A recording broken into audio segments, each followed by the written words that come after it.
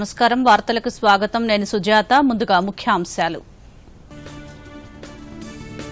పాతబస్తీ అభివృద్ధికి ప్రణాళికాబద్ధంగా అడుగులు వేస్తున్నామన్న ప్రభుత్వం 14,887 కోట్ల రూపాయలతో పలు పథకాలు చేపట్టామన్న మంత్రి కేటీఆర్ మైనారిటీ బడుగు బలహీన వర్గాల అభ్యున్నతే టీఆర్ఎస్ లక్ష్యమన్న మంత్రి కొప్పుల ఈశ్వర్ షాదీ ముబారక్ కళ్యాణ లక్ష్మి పథకాలతో అండగా నిలుస్తున్నామంటూ వెల్లడి వ్యవసాయ చట్టాలను వ్యతిరేకిస్తున్న రైతు సంఘాల తీరుపై సుప్రీంకోర్టు అసహనం న్యాయస్థానాలను ఆశ్రయించిన తరువాత నిరసన సరికాదంటూ హితవు దేశాభివృద్ధిలో అనుసంధాన పాత్ర అత్యంత కీలకమన్న ఉపరాష్ట్రపతి మెరుగైన రహదారులతోనే ఈశాన్య రాష్ట్రాలు ప్రగతి పథంలో పయనిస్తున్నాయంటూ వెల్లడి దేశంలోని 70% వయోజనులకు కోవిడ్ తొలి విడత వ్యాక్సినేషన్ ట్విట్టర్ వేదికగా వెల్లడించిన కేంద్ర ఆరోగ్య శాఖ మంత్రి మన్సుఖ్ మాండవీయ పాండోరా ప్రాంతాల్లో వెలుగు చూసిన అంశాలపై తీవ్రంగా స్పందించిన కేంద్రం సిబిడిటి ఆధ్వర్యంలో బహుళ ఏజెన్సీల బృందంతో దర్యాప్తునకు ఆదేశం కోవిడ్ మహమ్మారిని అరికట్టేందుకు ప్రతి ఒక్కరూ తప్పనిసరిగా మాస్క్ ధరించాలి భౌతిక దూరం పాటించాలి తరచూ చేతులు కడుక్కోవాలి వ్యక్తిగత శుభ్రతను పాటించాలి అర్హత ఉన్న వారందరూ తప్పనిసరిగా వ్యాక్సిన్ వేయించుకోవాలి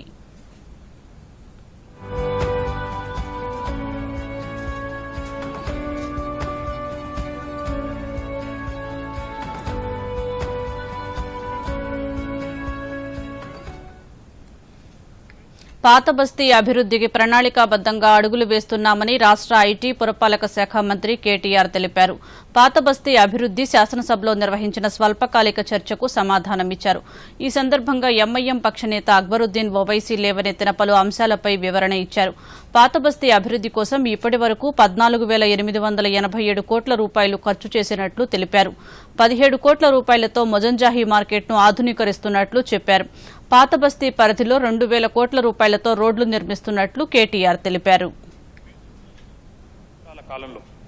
జీహెచ్ఎంసీ నుంచి గ్రేటర్ హైదరాబాద్ మున్సిపల్ కార్పొరేషన్ నుంచి 9,899 కోట్ల రూపాయలు ఖర్చు చేశాం అధ్యక్ష metro water supply and sewerage board నుంచి 3,794 కోట్ల రూపాయలు అంటే కేవలం మున్సిపల్ అడ్మినిస్ట్రేషన్ డిపార్ట్మెంట్ నుంచే 13,693 కోట్ల 65 లక్షల రూపాయలు ఖర్చు పెట్టాం అధ్యక్ష ఇక ఇతర డిపార్ట్మెంట్లు కూడా తీసుకుంటే గౌరవ మంత్రివర్యులు టూరిజం డిపార్ట్మెంట్ మినిస్టర్ గారు ఇక్కడే ఉన్నారు వారి డిపార్ట్మెంట్ నుంచి ఓల్డ్ సిటీ మీద 111 కోట్ల 4 లక్షల రూపాయలు అదేవిధంగా ఎనర్జీ డిపార్ట్మెంట్ నుంచి 372 కోట్లు స్కూల్ ఎడ్యుకేషన్ డిపార్ట్మెంట్ నుంచి 563 కోట్ల 31 లక్షలు మెడికల్ అండ్ హెల్త్ డిపార్ట్మెంట్ నుంచి 60 కోట్లు R&B డిపార్ట్మెంట్ నుంచి 87 కోట్లు మొత్తంగా చూస్తే 1,193 కోట్లు ఈ 5 డిపార్ట్మెంట్లు 14,887 కోట్ల 26 లక్షల రూపాయల అధ్యక్ష నేను శాసనసభలో మాట్లాడుతున్నాను ఆన్ రికార్డ్ మాట్లాడుతున్నాను చెప్పే ప్రతి లెక్క కూడా నేను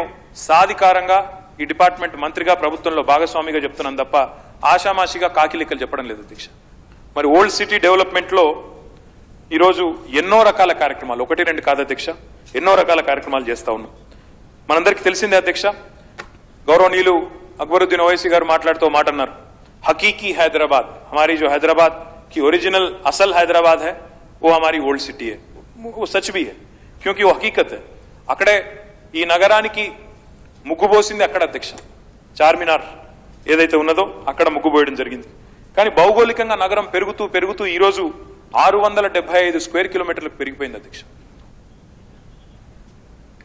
రాష్ట్రంలోని చారిత్రాత్మక ప్రదేశాలు వారసత్వ కట్టడాలు పర్యాటక ప్రదేశాలు విశిష్ట దేవాలయాల ప్రాచుర్యాన్ని తెలియజేసేందుకు అన్ని జిల్లాల ఎమ్మెల్యేలతో కమిటీని ఏర్పాటు చేస్తామని సీఎం కేసీఆర్ అన్నారు వారసత్వ కట్టడాలపై శాసనసభలో ప్రసంగించారు ఉజ్వలమైన సంస్కృతి సంప్రదాయాలు కలిగిన నేల తెలంగాణ అని ఈ సందర్భంగా ఆయన అన్నారు అద్భుతమైన జలపాతాలు ప్రాచీన వారసత్వ సంపద కలిగిన తెలంగాణలో కళాకారులు విశిష్టమైన వ్యక్తులు ఉన్నారన్నారు కేంద్ర ప్రభుత్వం రాష్ట్రం విషయంలో చిన్నచూపు చూసినా వారసత్వ ప్రాచీన కట్టడాల పరిరక్షణకు అవసరమైన అన్ని చర్యలు తీసుకుంటామని ముఖ్యమంత్రి తెలిపారు అష్టాదశ పీఠాలలో వాళ్ళు ఉపాసన చేస్తేనే వాళ్ళ ఉపాసన సంపూర్ణమవుతుంది అధ్యక్ష అమ్మవారి దయ వల్ల మన దగ్గర ఆలంపూర్లో జోగులాంబ ఆలయం అష్టాదశ శక్తి పీఠాలలో ఒకటి. తెలంగాణలో ఉన్నటువంటి అద్భుతమైనటువంటి ప్రకృతి సౌందర్యాలు. అధ్యక్ష, గతంలో ఎస్ఆర్ఎస్పీ దగ్గర గోదావరిలో నీళ్లు దుంకితే స్ట్రేట్ ధవళేశ్వరం బ్యారేజీ తప్ప మధ్యలో ఏం లేకుండే. ఇప్పుడు దాదాపు 160 కిలోమీటర్ల గోదావరి లైవ్ అయింది అధ్యక్ష. లైవ్ గోదావరి. అద్భుతమైనటువంటి సన్నివేశాలను ఎక్కడ కూడా పోతే డెవలప్ చేయడానికి చాలా ఉన్నాయి.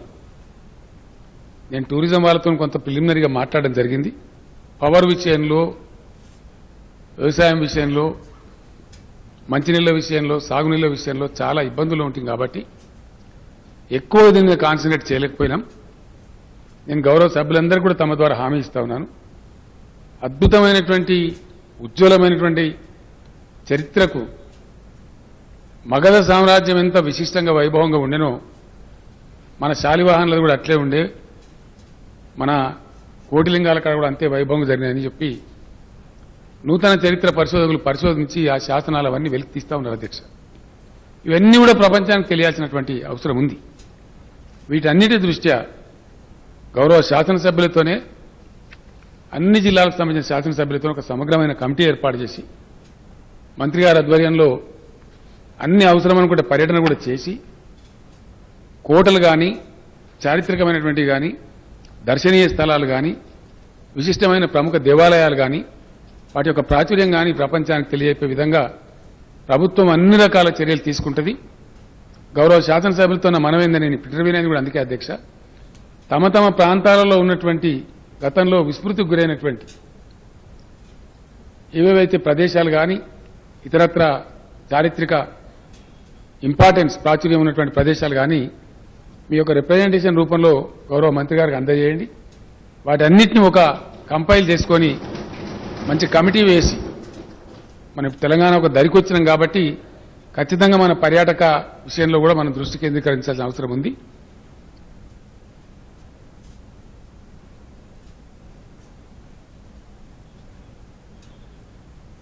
మైనారిటీ, బడుగు బలహీన వర్గాల అభ్యున్నతి కోసం సీఎం కేసీఆర్ పలు పథకాలు చేపట్టారని మంత్రి కొప్పుల ఈశ్వర్ అన్నారు.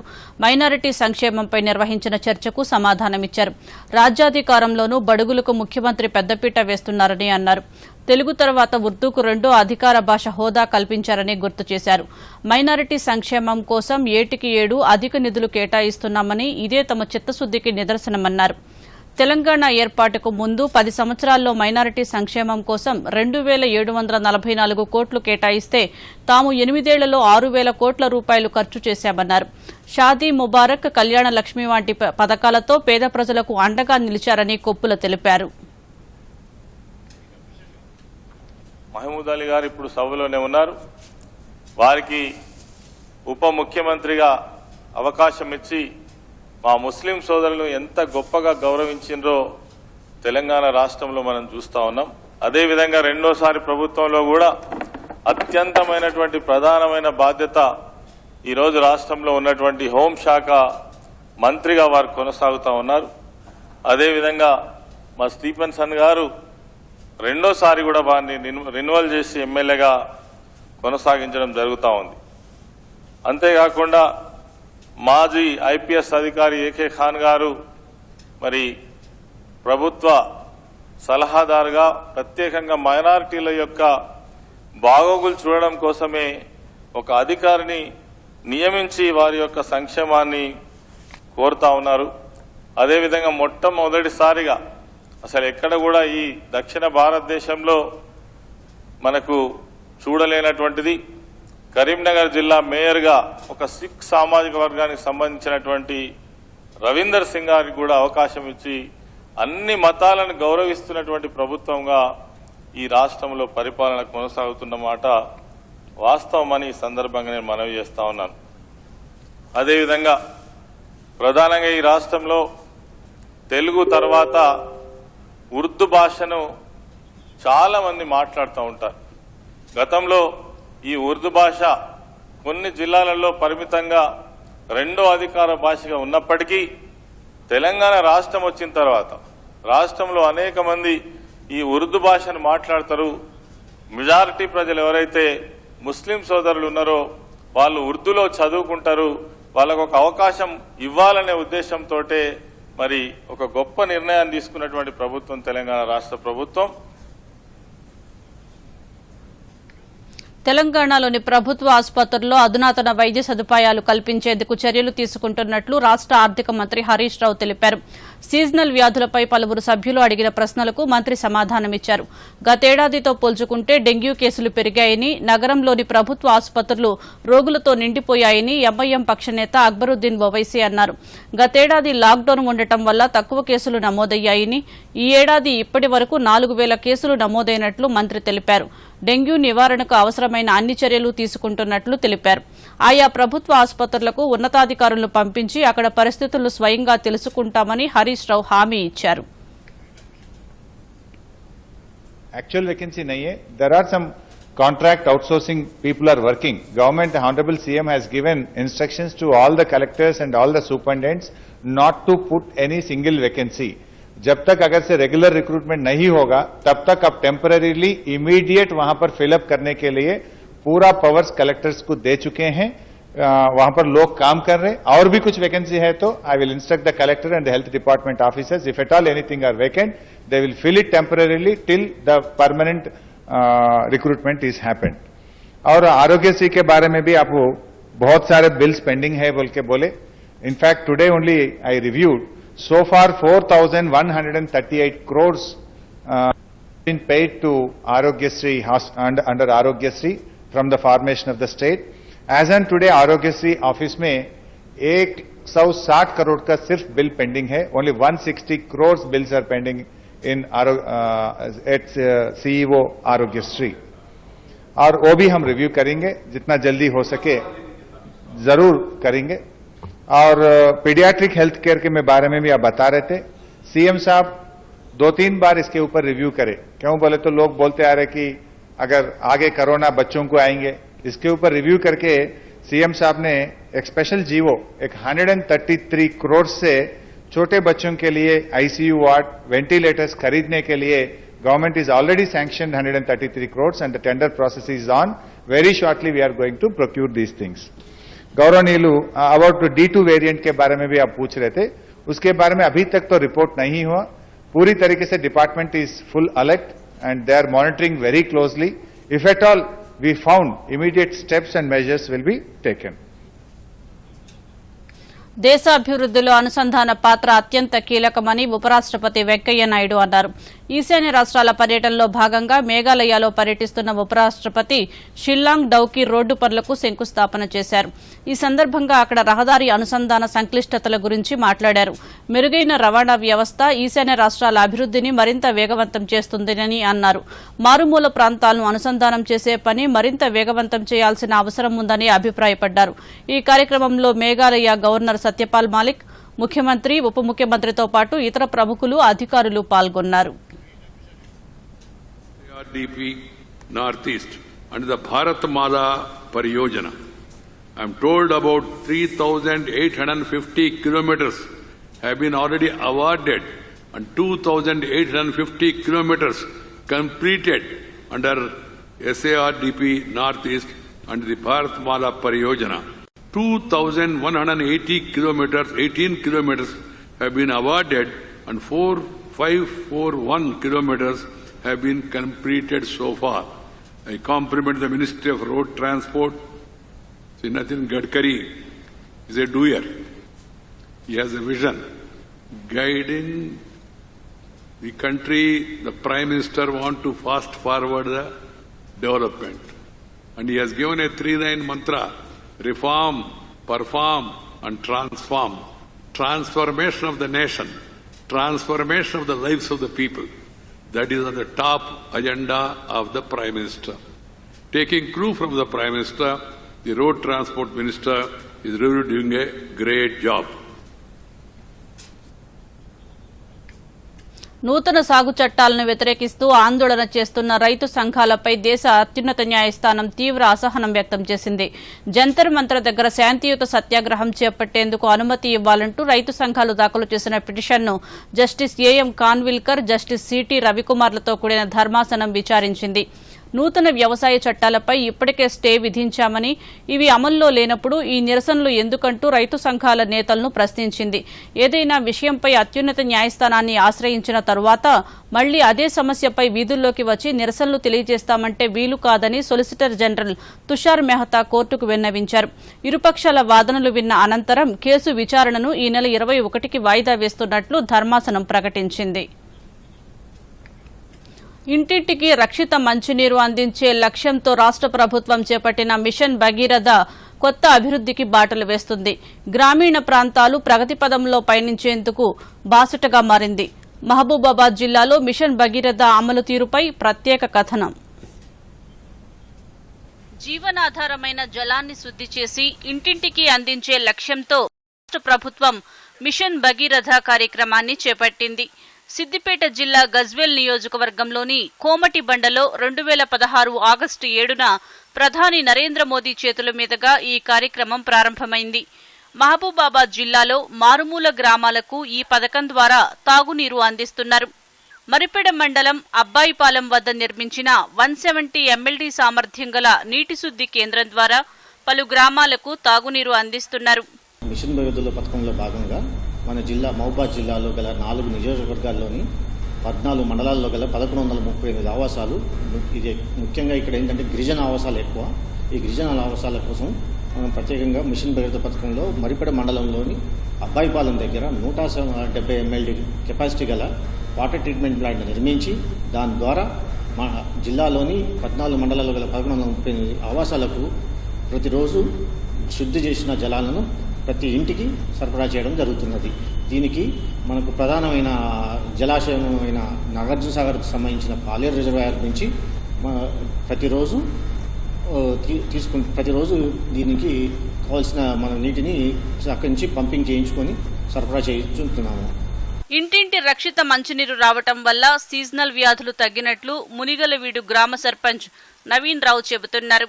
మరి మంచి నీళ్లు తాగడానికి కూడా ఇబ్బందులు పడి మరి చాలా దూరం ఆడవారు ప్రయాణాలు చేసి నీళ్లు తెచ్చుకునేటువంటి పరిస్థితి ఉండే. అపర భగీరథుడు మరి పేదల పాలిటి పెన్నిది మన యొక్క ముఖ్యమంత్రి వర్యులు కేసీఆర్ గారు ప్రవేశపెట్టినటువంటి మిషన్ భగీరథ వాటర్ ద్వారా నా గ్రామానికి మరి సస్యశ్యామలంగా మిషన్ భగీరథ వాటరు ఇంటింటికి సరిపోయే విధంగా మరి ఈరోజు ముఖ్యమంత్రి వారి ఆదేశాల మేరకు మరి నా గ్రామంలో బ్రహ్మాండంగా మరి నీళ్లు ఇవ్వడం, మరి ఈరోజు నా మహిళా సోదరులందరూ కూడా మరి వాటర్కు నీళ్లకు ఇబ్బంది లేకుండా ఉండడం అనేది కూడా నాకు చాలా ఆనందదగ్గ విషయం. ఇది మిషన్ భగీరథతో కాలుష్యం లేని రక్షిత మంచినీరు తమ గ్రామానికి చేరిందంటున్నారు. మిషన్ భగీరథ పథకం తమ గ్రామాల్లో అభివృద్ధికి బాటలు వేసిందని ఆయా గ్రామస్తులు చెబుతున్నారు. గతంలో బిందెడు నీటి కోసం కిలోమీటర్లు నడిచేవారమని, ఇప్పుడు నిరంతరం తాగునీరు అందుతోందని గ్రామస్తులు చెబుతున్నారు. మిషన్ వారం నీళ్ళు వచ్చిన కాంచి మంచిగా ఉండను. ఆ వారికే మేము నీళ్ళు రాకుంటే చాలా ఇబ్బంది పడి బిందెలతోటి కొట్టుకునేది కూడా జరిగింది. మాకు మంచినీళ్ళు పోతే ఒక బిందె కూడా కొనుక్కొచ్చుకున్నాం ఒకసారి. అప్పుడు మాకు నీళ్లు లేక చాలా ఇబ్బంది పడ్డాం. ఇప్పుడు కేసీఆర్ నీళ్ళు వచ్చిన కాంచి మాకు చాలా మంచిగా ఉంటుంది. పిల్లలకు బట్టలకు మేము మురికిపోతుంది, బాగుంటుంది. ఇచ్చిన కేసీఆర్ నీళ్లు మాకు గంట కూడా ఇస్తాడు, మంచిగా వస్తాయి. పంపులు కూడా మంచిగా ఇంటింటికి నడుతున్నాయి. చల్లగా ఉంటాను, చల్లగా ఉండాలి. కేసీఆర్ ఎక్కడున్నా బాగుండాలి. ఇదివరకు నీళ్లు వస్తే అస్సలు ఉండకపోయేది, రోగాలు వచ్చినాయి. ఒక ఊరికి పోయి తెచ్చినా మంచిగా పని చేయలే. ఇప్పుడు మంచిగా కేసీఆర్ నీళ్లు పంపుతాడు, మంచిగా తాగుతాను, మంచిగా ఉంటాను, మంచిగా ఎత్తారు నల్లాలు. Bureau report, Doordarshan news. రాష్ట్ర ప్రభుత్వం అమలు చేస్తున్న ఆసరా పింఛన్ల పథకం లక్షలాది మందికి ఆసరాగా నిలుస్తోంది. వృద్ధులు, దివ్యాంగులు, వితంతువులు, ఏ ఆసరా లేని వ్యక్తులు ఆత్మగౌరవంతో జీవించేందుకు ఉపకరిస్తోంది. భద్రాద్రి కొత్తగూడెం జిల్లాలో ఆసరా పింఛన్ల ద్వారా చేయూత పొందుతున్న లబ్దిదారులపై మరిన్ని వివరాలు. సామాజిక బాధ్యతలో భాగంగా రాష్ట్ర ప్రభుత్వం అందిస్తున్న ఆసరా పింఛన్ల పథకం వృద్ధులు, దివ్యాంగులు, వితంతువులు, ఒంటరి మహిళలు, బీడీ, గీత కార్మికులకు కొండంత అండగా నిలుస్తోంది. పథకంలో భాగంగా దివ్యాంగులకు 3,116 రూపాయలు, మిగిలిన వారికి 2,116 రూపాయలు పెన్షన్ అందజేస్తున్నారు.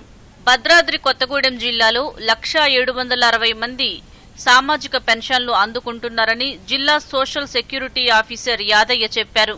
మన జిల్లాలో మొత్తం పెన్షన్లు వచ్చేసి 1,760 దాంట్లో విభాగాల వారీగా వీడియో పెన్షన్లు 46,884, డిజేబుల్డ్ పెన్షన్లు వచ్చేసి 12,467, వృద్ధాప్య పెన్షన్లు వచ్చేసి 34,324, ఏఆర్టీ పెన్షన్లు వచ్చేసి 999, వీవర్స్ చేనేత వీడి కార్మికులు వచ్చేసి 18, కల్లు గీత కార్మికులు 141, సింగిల్ ఉమెన్ వచ్చి 5,774, మొత్తం వచ్చేసి 1,07,60 ప్రతి నెల నేరుగా పెన్షన్దారుల ఖాతాలో జమ చేయడం జరుగుతుంది. వయసు పైబడి ఏ వృత్తి చేయలేని తమకు ప్రభుత్వం సముచితమైన గౌరవం ఇస్తూ ఆత్మగౌరవంతో బ్రతికేందుకు సహకరిస్తుందని వృద్ధులు ఆనందపడుతున్నారు.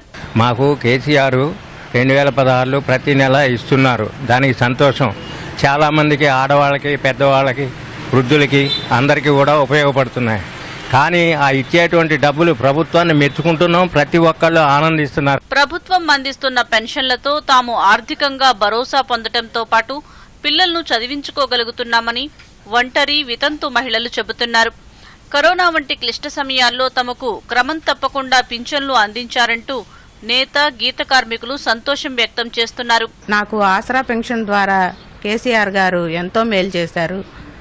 ఆర్థిక ఇబ్బందుల్లో ఉన్న మాలాంటి వాళ్లకు ఈ ఆసరా పెన్షన్ ఎంతో చేదోడు వాదోడుగా పనిచేస్తుంది. మా కాళ్ళ మీద మేము నిలబడి మేమేదో ఒకటి చేసుకోవడానికి కేసీఆర్ గారు ఎంతో సహాయం చేశారు. దానికి ఆయనకి ధన్యవాదాలు తెలుపుకుంటున్నాను. Bureau report, Doordarshan news.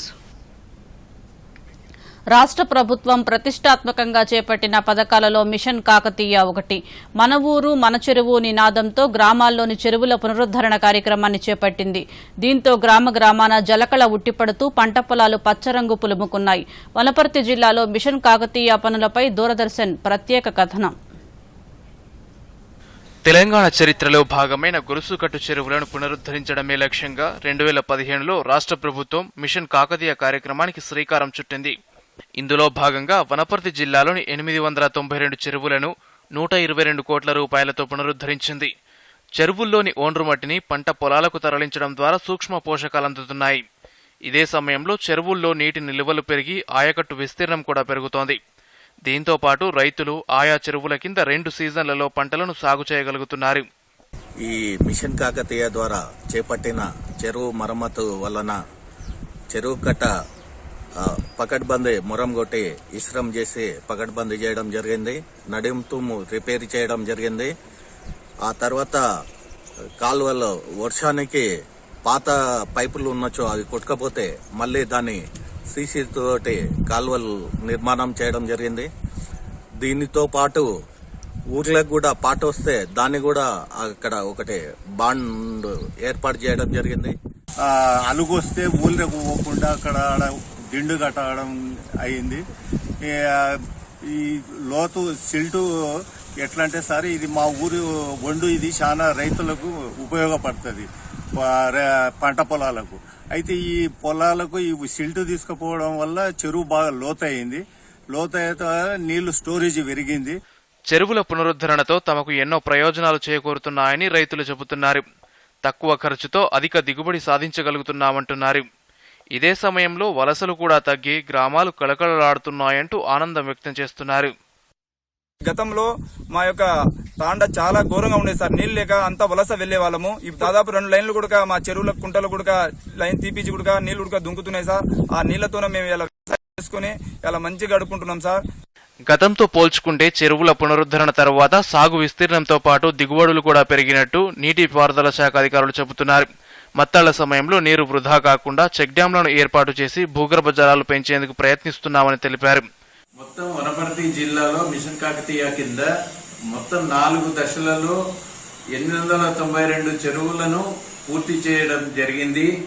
ఇందులో భాగంగా ఏం చేస్తామంటే ఆ కట్టను బలపరచడము, చెరువులో ఒండ్రు మట్టిని తవ్వి తీసేసి రైతుల పొలాలకు తరలించడము. దానివల్ల చెరువు కెపాసిటీ పెరుగుతుంది, ప్లస్ రైతులకు ఒక ఎరువుగా ఉపయోగపడుతుంది. ఆయకట్టు ప్రాంతంలో ఉన్న ఈ వాగులు, వంకల వెంట చెక్ డ్యాంలను నిర్మాణము చేపట్టడం జరిగింది. Bureau report, Doordarshan news. దేశంలోని వయోజనుల్లో 70% మందికి కరోనా వ్యాక్సిన్ మొదటి డోసు అందిందని కేంద్ర ఆరోగ్య శాఖ మంత్రి మన్సుఖ్ మాండవీయ తెలిపారు. ట్వీట్ ద్వారా ఈ విషయాన్ని తెలియజేశారు. కోవిడ్ మహమ్మారికి వ్యతిరేకంగా చేస్తున్న పోరాటంలో దేశం కొత్త మైలురాళ్లను సాధిస్తోందన్నారు. దీన్ని ఇలాగే కొనసాగిస్తూ కరోనాపై పోరాడదామంటూ మంత్రి ట్విట్టర్ ద్వారా పిలుపునిచ్చారు. ఈ ఏడాది నోబెల్ బహుమతుల ప్రక్రియ ప్రారంభమైంది. మెడిసిన్ విభాగంలో అమెరికా శాస్త్రవేత్తలు డేవిడ్ జూలియస్ పాటాపౌటియన్లు నోబెల్కు ఎంపికయ్యారు. ఉష్ణోగ్రత, స్పర్శకు సంబంధించి గ్రాహకాలను కనుగొన్నందుకు గాను వీరిరువురికి సంయుక్తంగా నోబెల్ బహుమతి ప్రకటించారు. నాడీ వ్యవస్థలో ఉష్ణము, చలి, స్పర్శ వంటి సంకేతాలు ఎలా ప్రారంభమవుతాయనే విషయాన్ని ఈ ఇద్దరు శాస్త్రవేత్తలు వివరించారు. ఈ నూతన ఆవిష్కరణలు ఎన్నో శారీరక వ్యవస్థలు, వ్యాధులు, పరిస్థితులను తెలుసుకోవడంలో ఎంతో కీలకమైనవని నోబెల్ జ్యూరీ అభిప్రాయపడింది. పాండోరా పత్రాల్లో వెలుగు చూపిన అంశాలపై కేంద్ర ప్రభుత్వం తీవ్రంగా స్పందించింది. పాండోరా పత్రాలకు సంబంధించిన కేసులను కేంద్ర ప్రత్యక్ష పన్నుల బోర్డు సిబిడిటి ఆధ్వర్యంలో బహుళ ఏజెన్సీల బృందంతో దర్యాప్తు జరపాలని నిర్ణయించింది. ఈ కేసుల దర్యాప్తునకు సిబిడిటి చైర్మన్ నేతృత్వం వహించనుండగా ఈడీ, ఆర్బీఐ, ఎఫ్ఐఐయు సంస్థల ప్రతినిధుల భాగస్వామ్యం కానున్నారు. ఈ వ్యవహారంలో చట్టపరంగా దర్యాప్తు జరిపి బాధ్యులపై తగిన చర్యలు తీసుకుంటామని సిబిడిటి ప్రకటన విడుదల చేసింది. ఇప్పటి వరకు కొన్ని పేర్లు మాత్రమే మీడియాలో వస్తున్నాయని, ఐసీఐజే వెబ్సైట్లో కూడా పేర్లను, అన్ని సంస్థలు, ఇతర వివరాలకు సంబంధించిన సమాచారం విడుదల చేయలేదంటూ తన ప్రకటనలో పేర్కొంది. రాష్ట్రంలో ప్రతి ఇంటికి రక్షిత మంచినీరు అందించే మహోన్నత ఆశయంతో రాష్ట్ర ప్రభుత్వం ప్రారంభించిన మిషన్ భగీరథ క్షేత్రస్థాయిలో అద్భుతమైన ఫలితాలనిస్తుంది. మారుమూల పల్లెల్లోని ఇంటింటికి రక్షిత తాగునీరు అందుతూ ఉండటంతో గ్రామాల రూపురేఖలు మారుతున్నాయి. ఆదిలాబాద్ జిల్లాలో మిషన్ భగీరథ పథకం అమలు తీరుపై ప్రత్యేక కథనం. కొండలు, గుట్టల మధ్య కనిపిస్తున్న ఈ ప్రాంతం ఆదిలాబాద్ జిల్లాలోని మారుమూల గిరిజన తండా. ఇలాంటి మారుమూల ప్రాంతంలోనూ మిషన్ భగీరథ ద్వారా ఇంటింటికి తాగునీరు అందిస్తోంది రాష్ట్ర ప్రభుత్వం. దశాబ్దాల నుంచి తాగునీటి కోసం మైళ్ల దూరం నడిచి వెళ్లే ఇక్కడి గిరిజనులు ఇప్పుడు ముంగిట్లోనే రక్షిత మంచినీరు పొందుతున్నారు. జిల్లా వ్యాప్తంగా 1231 గ్రామాల్లోని 1,50,290 ఆవాసాలకు రక్షిత మంచినీరు అందిస్తున్నారు. 725 గ్రామాలకు శ్రీరామ్ సాగర్ ప్రాజెక్టు ద్వారా, 501 గ్రామాలకు కుమరంభీం ప్రాజెక్టు ద్వారా మంచినీటిని సరఫరా చేస్తున్నారు. మరో 5 గ్రామాలకు సోలార్ సెట్లను ఏర్పాటు చేసి తాగునీటిని అందిస్తున్నామని ఎస్ఈ వెంకటేశ్వర్లు చెప్పారు. జిల్లా వ్యాప్తంగా 1990 కిలోమీటర్ల మేర పైప్ లైన్ వేశామన్నారు. 936 మంచినీటి ట్యాంకులను నిర్మించామన్నారు. ఆదిలాబాద్ జిల్లాలో మొత్తం 1231 ఆవాస ప్రాంతాలున్నాయి. 17 మండలాలు, 4 కాన్స్టిట్యున్సీలో విస్తరించున్నది. మిషన్ భగీరథ ద్వారా 2 సెగ్మెంట్ల ద్వారా ఇక్కడ వాటర్ సప్లై జరుగుతున్నది. ఎస్ఆర్ఎస్పి సెగ్మెంట్ ద్వారా 740 గ్రామాలు, అంటే బోత్ కాన్స్టిట్యున్సీ ఆదిలాబాద్ కావడం జరుగుతుంది. అదేవిధంగా కుమరంభీం సెగ్మెంట్ ద్వారా 487 గ్రామాలకు ఈ మిషన్ భగీరథ వాటర్ ఇవ్వడం జరుగుతుంది. ఇంకొక 4 గ్రామాలు కవాల్ టైగర్ ఏరియాలో జోన్లో ఉండడం వల్ల వాటికి సోలార్ ద్వారా వాటర్ సప్లై ఇవ్వడం జరుగుతుంది. ఇంటింటి తాగునీటి పథకంతో తమ గ్రామాల రూపురేఖలు మారాయని స్థానికులు చెబుతున్నారు. నీటి సౌకర్యంతో మహిళా సాధికారత పెరుగుతోందని విద్యావంతులు హర్షం వ్యక్తం చేస్తున్నారు. మాకు ఇంతకు ముందు వాటర్ ప్రాబ్లం ఎక్కువ ఉండే. కుంటల, బుగ్గరం నుంచి ఎడ్ల బండి మీద వాటర్ తీసుకొస్తుండే మేము. మిషన్ భగీరథ వచ్చినప్పటి నుంచి మాకు కష్టాలు తప్పాయి. ఈ నీళ్లు తాగడానికి కూడా ఉపయోగిస్తున్నాం మేము. నీళ్లు తాగడం వల్ల మాకు ఏ వ్యాధి వస్తలేదు. 3 సంవత్సరాల నుంచి వస్తున్నాయి మిషన్ భగీరథ వాటర్. 2 సార్లు మిషన్ భగీరథ నుంచి వాటర్ వస్తుంది. ఇంతకుముందు మిషన్ భగీరథ వాటర్ లేకుంటే మేము ఎడ్ల బండి పైన వాటర్ తీసుకొస్తుండే. వాటర్ రాకముందు మాకు చాలా కష్టం అవుతుండే. ఎండాకాలంలో మాకు వాటర్ అసలు వాటర్ లేకుండా మేము చాలా కష్టపడుతుండే. ఈ మిషన్ భగీరథ వాటర్ వచ్చినప్పటి నుంచి మాకు అసలు ఎలాంటి ప్రాబ్లమ్స్ లేవు. ఈ వాటర్ వల్ల మేము వంట చేసుకుంటాం, రోజు తాగుతాం ఈ వాటర్ని. మిషన్ ఈ 3-4 సంవత్సరాల నుంచి రోజుకు 2 సార్లు నీళ్ళు వస్తుంది. దానికి తాగుతున్నాము, వంట కూడా యూజ్ చేస్తున్నాం. మిషన్ భగీరథ దూరం చేసింది, లేకుంటే చాలా కష్టపడుతుండే మేము. ఊర్లో బావిలో కూడా సమ్మర్లో ఎండిపోతుండే. అప్పుడు వాగు నుంచి, వాటర్ ఫాల్ నుంచి నీళ్ళు ఎడ్ల బండి మీద తీసుకొస్తుండే మేము. చాలా కష్టం. చాలా చాలా కష్టం ఉంటుండే, కానీ 3-4 సంవత్సరాల నుంచి నిజంగా మిషన్ భగీరథ మాకు బాగా హెల్ప్ చేసింది. మిషన్ భగీరథ వాళ్ళకు ధన్యవాదాలు చెప్తున్నాను. Bureau report, Doordarshan news. వార్తలు ముగించే ముందు ముఖ్యాంశాలు మరోసారి. దూరదర్శన్ యాదగిరి వార్తలను ఇప్పుడు సోషల్ మీడియాలో కూడా చూడవచ్చు. యూట్యూబ్ అయితే డీడీ న్యూస్ తెలంగాణ, ట్విట్టర్ అయితే DD news Telangana @DD Yadagiri news మరియు ఫేస్బుక్ అయితే డీడీ న్యూస్ తెలంగాణలో చూసి సబ్స్క్రైబ్ చేసి లైక్ చేయండి, షేర్ చేయండి. పాత బస్తీ అభివృద్ధికి ప్రణాళికాబద్ధంగా అడుగులు వేస్తున్నామన్న ప్రభుత్వం 14,887 కోట్ల రూపాయలతో పలు పథకాలు చేపట్టామన్న మంత్రి కేటీఆర్. మైనారిటీ బడుగు బలహీన వర్గాల అభ్యున్నతే టీఆర్ఎస్ లక్ష్యమన్న మంత్రి కొప్పుల ఈశ్వర్. షాదీ ముబారక్, కళ్యాణ లక్ష్మి పథకాలతో అండగా నిలుస్తున్నామంటూ వెల్లడి. వ్యవసాయ చట్టాలను వ్యతిరేకిస్తున్న రైతు సంఘాల తీరుపై సుప్రీంకోర్టు అసహనం. న్యాయస్థానాలను ఆశ్రయించిన తరువాత నిరసన సరికాదంటూ హితవు. దేశాభివృద్ధిలో అనుసంధాన పాత్ర అత్యంత కీలకమన్న ఉపరాష్ట్రపతి. మెరుగైన రహదారులతోనే ఈశాన్య రాష్ట్రాలు ప్రగతి పథంలో పయనిస్తున్నాయంటూ వెల్లడి. దేశంలోని 70% వయోజనులకు కోవిడ్ తొలి విడత వ్యాక్సినేషన్. ట్విట్టర్ వేదికగా వెల్లడించిన కేంద్ర ఆరోగ్య శాఖ మంత్రి మన్సుఖ్ మాండవీయ. పాండోరా ప్రాంతాల్లో వెలుగు చూసిన అంశాలపై తీవ్రంగా స్పందించిన కేంద్రం. CBDT ఆధ్వర్యంలో బహుళ ఏజెన్సీల బృందంతో దర్యాప్తునకు ఆదేశం.